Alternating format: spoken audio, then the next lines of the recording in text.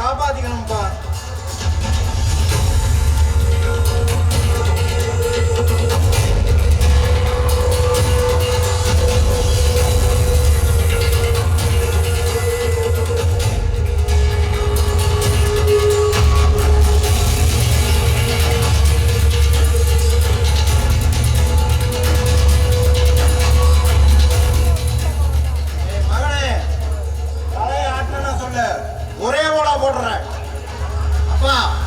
ஒரு குடம் தண்ணி ஊத்தி குளுக்காதவன் ஒரு சொம்பு தண்ணி ஊத்தியா குளுக்க போறான்.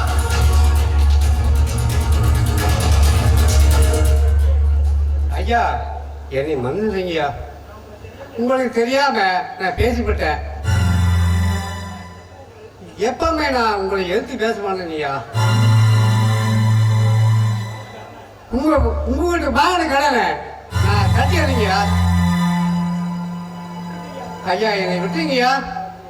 ஏண்டா முருகா, நேத்திக்கு உன் இடத்துக்கு வந்து பணம் கேட்டப்ப அந்த பயமும் பணுவும் இல்லையே, என்னத்த புடுங்குவேன்னு கேட்டியே. இப்ப நாங்க ஏதோ புடுங்குறத பாக்குறியா? ஏண்டா முருகா, கடன் கேட்கிற போல காலில் விழுந்து கதறீங்க. அதை திருப்பி கேட்க வந்தா என்னவட்டா பதில் சொல்றீங்க? இது தப்பு இல்ல. இந்த தப்ப திருப்பி செய்வியா?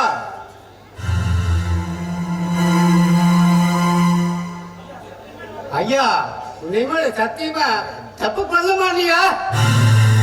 அப்பா இவன் தலை ஆட்டிட்டா, இவனை கழுத்தோட போடுப்பா. ஏய்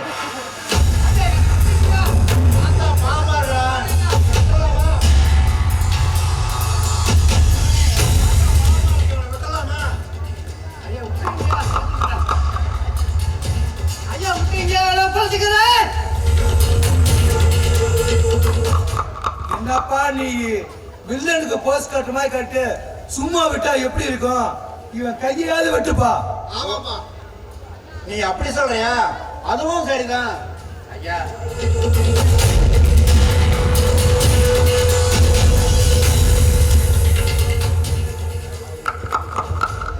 யாரா அது இன்னத்துல காலிங் பெல் அடிக்கிறது? டேய் மானே, இவனை பின்பக்கமா கொண்டு போய் அடிச்சு துரத்து விடுங்களா.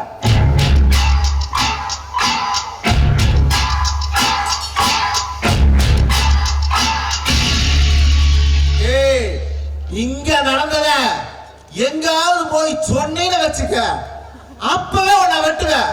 இதோட ஓடி போயிரு.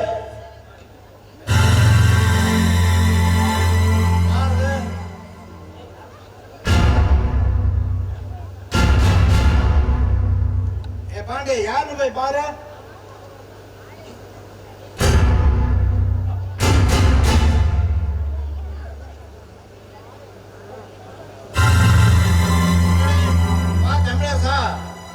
நீ வரத பார்த்தா தான் நீ 1ஆம் தேதி ஞாபகமே எனக்கு வருது. மற்ற கடைக்காரங்களாம் வாடகை வாங்கக்குள்ள எனக்கு உயிர் போய் உயிர் வருது. ஆனா நீ ஒருத்தன் தான் கரெக்டா 1ஆம் தேதி தானே வாடகை கரெக்டா கொண்டு வந்து கொடுத்துட்டு இருக்க.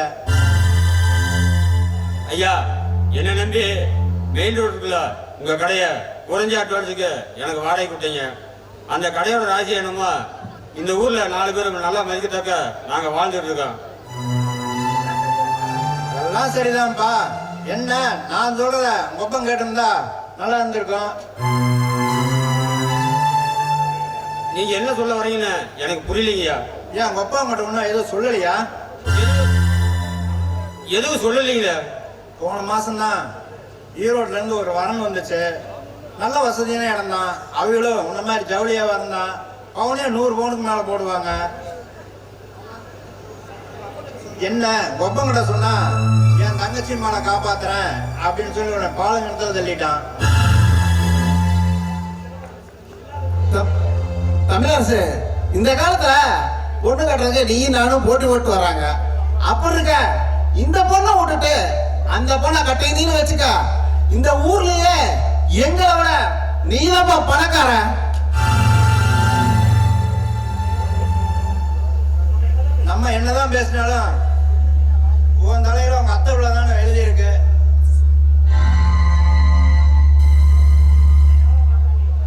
அதை யாரால மாத்த முடியும்?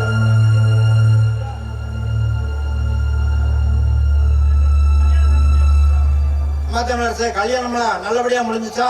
அதெல்லாம் முடிஞ்சு ஐயா. ஐயா என்ன இந்த மாசம் கடை வாடகை?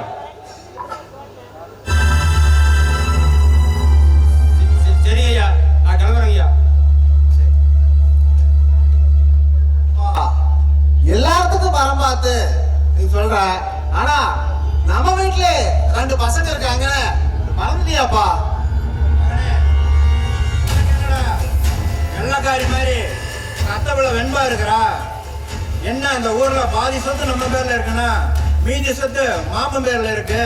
இந்த வெண்பாவை கட்டிக்கிட்டா எல்லா சொத்தும் நம்ம கைக்கு வந்துடும். இதை பத்தி மாமன் போய் பேசுறேன். நீங்க போய் வசூல பாருங்க. சரிப்பா, சீக்கிரமா போய் ஜாதகத்தை ரெடி பண்ணுங்க.